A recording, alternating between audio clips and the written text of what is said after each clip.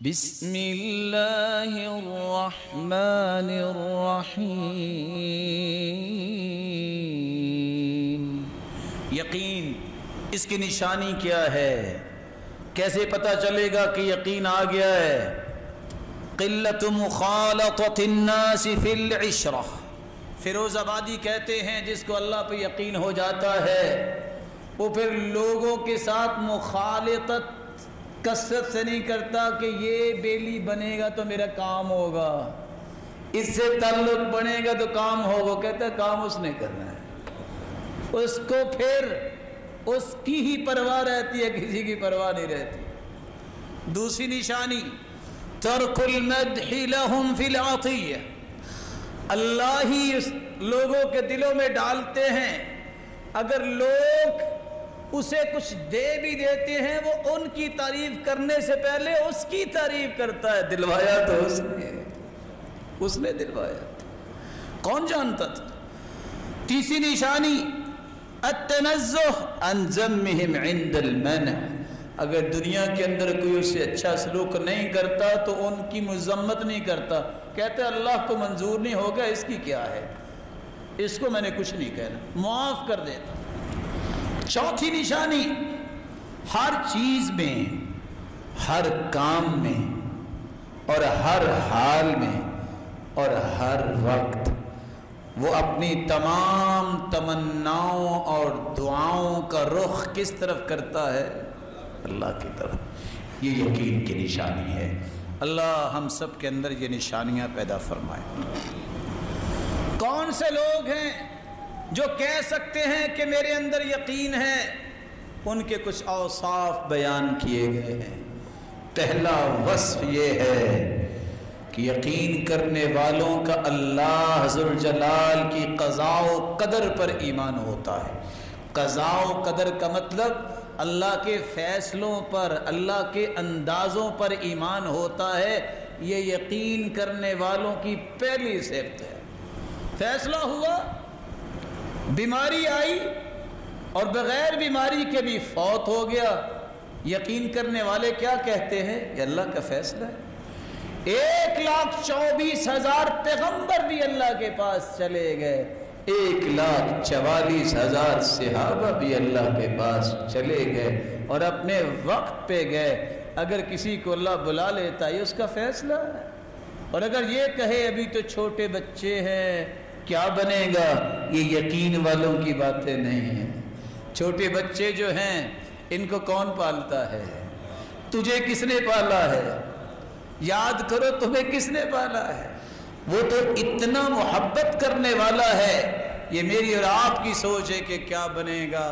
اللہ ذوالجلال کا نیک بندہ وَكَانَ أَبُوهُمَا صَالِحًا، نیک آدمی جب فوت ہو گیا، خزانہ دیوار کے نیچے چھپایا تھا، دیوار گر گئی، 2 یتیم بچے تھے، حفاظت کون کرنے والا ہے؟ اللہ نے 2 پیغمبروں کی ڈیوٹی لگائی کہ جاؤ جا کے دیوار بناؤ، میرے نیک بندے کی اولاد کا فیوچر کہیں ضائع نہ ہو جائے، نبیوں کو لگا دیا، لیکن یقین شرط۔ دوسری صفت اہل یقین وہ ہوتے ہیں جس کے بارے میں قرآن مجید نے بھی بیان کیا اور سلف صالحین نے بھی بیان کیا کہ اہل یقین اللہ رب العزت کے سوا کسی کو کائنات میں تصرف کرنے کے لائق سمجھتے ہی نہیں۔ حسن بصری سے کسی نے پوچھا آپ بھی انسان ہو، کھانا کھاتے ہو، آپ پہ کبھی پریشانی کے آثار نظر نہیں آئے؟ لوگ تو گھائل ہو جاتے ہیں۔ کہتے ہیں میں کیوں پریشان ہوں؟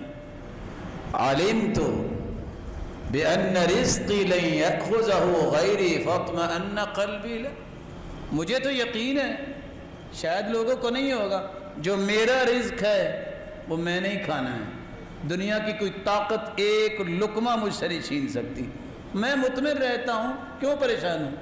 میرے رب نے لکھا ہے، میرے رب نے مجھے دینا ہے، ایک لقمہ بھی کوئی نہیں لے سکے گا۔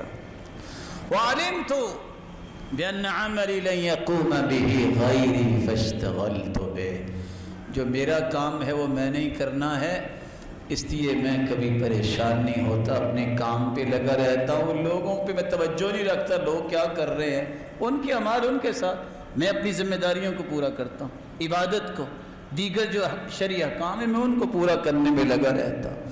یہ یقین جب تک نہ ہو کہ اللہ نے جو فیصلہ کرنا ہے وہ ہوگا، کسی اور کا فیصلہ نافذ نہیں ہوگا، نہ اس وقت تک یقین بنتا ہے، نہ اس وقت تک انسان کا ایمان مکمل ہوتا ہے۔